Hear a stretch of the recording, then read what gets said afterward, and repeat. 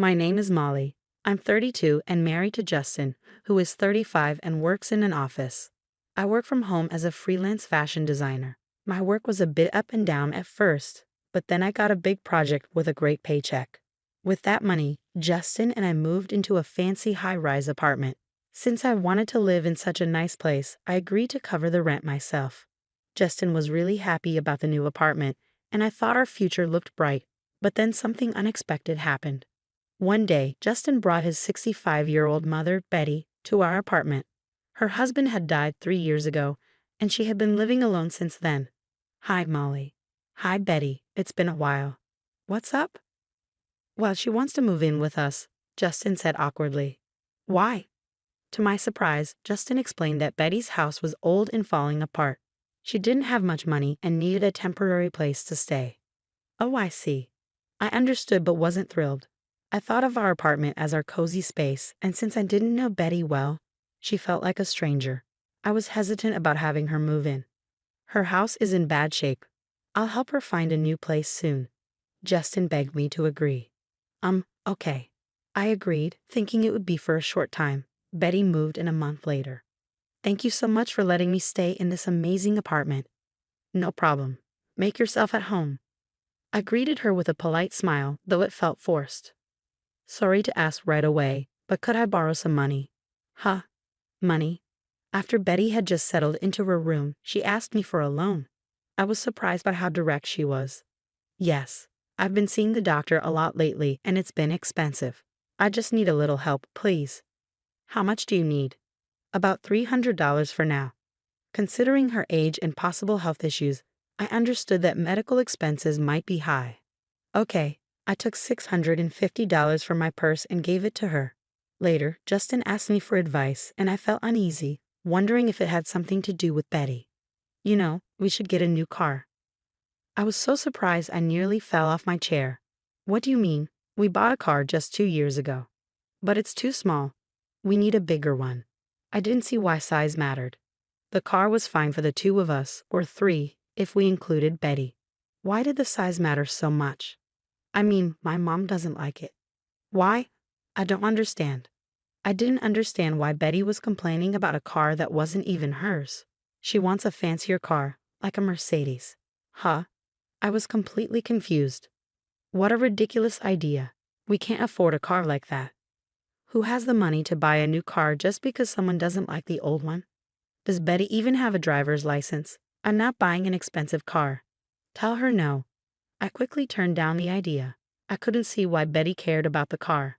Then Betty asked me for more money. My medical bills have gotten even higher, and I'm behind on payments. Can you help me again? Should I be worried about your health? I asked her. Betty paused for a moment and said, Not really. I'm just feeling a bit down and having trouble sleeping. Therapy is really expensive. I'm really sorry. I understand. So how much do you need? About $1,000 for now. $1,000. I was taken aback. I didn't know much about therapy, but that seemed like a lot. I'm sorry, my insurance only covers a limited number of sessions. After that, I have to pay half the cost. Okay, I'll get it for you by tomorrow. Even though I was shocked by the amount, I tried to accept that therapy could be costly, but Betty kept coming up with new reasons for needing money, like medical bills and travel costs to visit sick friends. When I realized the total had exceeded $5,000, I was starting to get really frustrated, even though my job was going well. Then I noticed something odd. I decided to peek into Betty's room one day. What? I saw designer bags and wallets neatly arranged on the wall shelf in Betty's room. I was stunned. She had been borrowing money from me, claiming she was broke. But here she was with expensive items. I started to doubt the truth about her medical bills. A month later, Betty came to me asking for more money. Can you please wait? She said, almost angrily. I decided it was time to confront her. So I called Justin, who seemed unaware of what was happening. I need to ask you about Betty. What's she using the money for? Wait, what's going on, Melly? Justin had no idea what I was talking about. For my therapy sessions, prescriptions, and, Betty mumbled, not just those. Right, you've been buying designer clothes, bags, and other expensive things. Are you really seeing a therapist? Of course. Then show me the receipts. You must have them, right? When I pressed her with this direct question, she couldn't come up with a response. It became clear to me that she wasn't using the money for her health but for other things. Wait, what are you talking about? Justin was still confused. Betty has been wasting the money she borrowed from me. It's over $5,000. Even so, you're being too harsh. Can't you talk to her more gently? Justin was clearly siding with his mother. I don't have receipts. I was using the money for shopping and eating out with my friends, Betty finally admitted. I've noticed you seem relaxed and not at all depressed, even though you claim to have no money. If you were lying, please pay me back right now. Betty looked at me with desperate eyes. Wait, I can't come up with that much money right away. I've had enough, I said, pointing at her room. You have so many designer items. Sell them all if you need to, or move out. Justin, defending his mother, said, Hey, you're being unfair. She deserves a bit of luxury too. I wouldn't call it luxury. You've borrowed over $5,000, and it's wasted. It feels like a scam. You're being disrespectful. Don't act so entitled just because you're living here for free. If you're not happy with this, you should leave. What?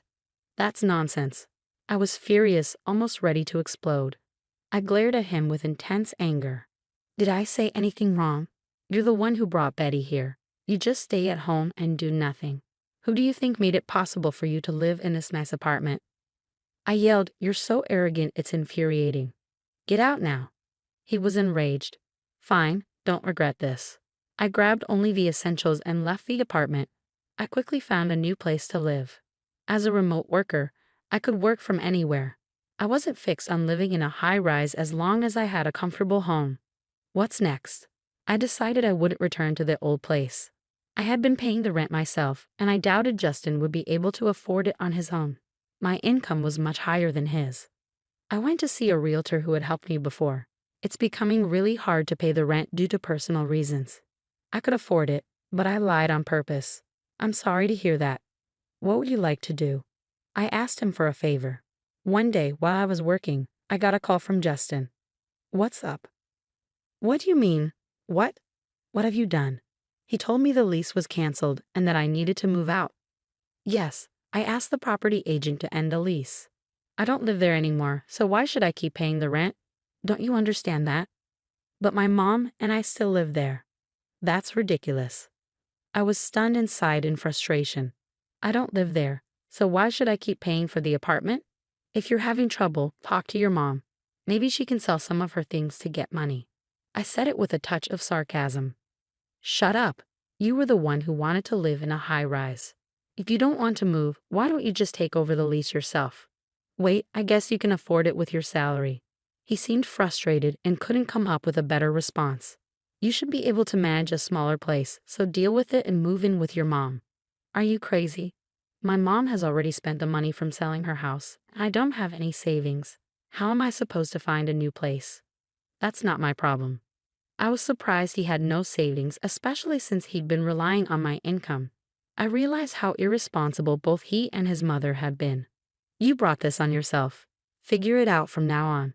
Are you saying we'll be homeless? You're still my wife. I told you to deal with it yourself. I'm leaving. I'm done with this. Goodbye. I hung up on him. A few minutes later, my phone rang again. It was Betty. Yes. Melly, I'm really sorry. I promise I'll pay you back. Please don't kick us out. She pleaded, her voice trembling with tears. I was surprised and felt a pang of sadness. I don't want to punish you, but you need to live within your means. If you only have a small retirement income, you should adjust your lifestyle accordingly. If you want a higher standard of living, you need to work for it. As a freelancer, I understood the harsh reality of working hard to afford a certain lifestyle instead of relying on others. It was my fault. I'm sorry. Please don't let us end up on the street. I'm sorry, but that apartment has already been leased to someone else. You really need to move out. This is a matter of regulations. I coldly rejected her request and ended the call. Later, I learned from the realtor that Justin and Betty had begged him in tears to keep the lease. However, he told them a new tenant was moving in soon, and they had to leave. Even if they had stayed, Justin's salary would have barely covered the rent, leaving them unable to afford anything else. It was absurd for them to rely on me while I was paying the rent. His stubbornness had led to this situation. I heard from acquaintances that Justin and Betty couldn't find a new apartment. They were moving from motel to motel because Justin didn't have enough money for the broker's fee or deposit, and no one was willing to be his guarantor. Although he could have used a guarantor service, he still needed the money for the fees and deposit. Betty's short work history meant her Social Security didn't provide much. They were even struggling to afford food. They had brought all this trouble upon themselves. On my side, I landed another big project and became financially more stable. Looking back on our marriage, I realized that relying too much on one partner, whether financially or otherwise, is not sustainable. When one person depends completely on the other, it can lead to major problems when things fall apart. As a result, Justin and I ended up separating and eventually divorced. Our feelings for each other had faded, and there was no reason to stay together. Now that we're no longer together, I feel a sense of relief. If I decide to marry again, I'll be more careful in choosing the right partner. The divorce gave me valuable insights and new perspectives on life.